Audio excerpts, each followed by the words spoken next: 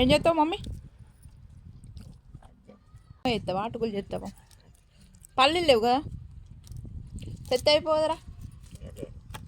కరివేపాకు ఉందా? ఉన్నాయి. ఇగో ఫ్రెండ్స్, కరివేపాకు తెంపుతున్నా నేను.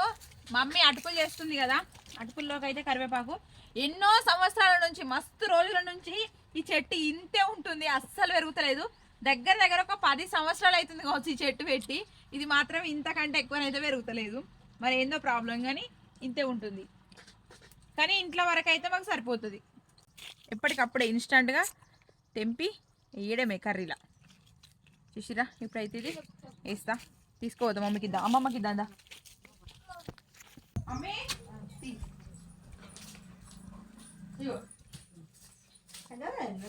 కరివేపాకు ఏ మంచిగా ఉన్నదని తెంపుకొచ్చిన.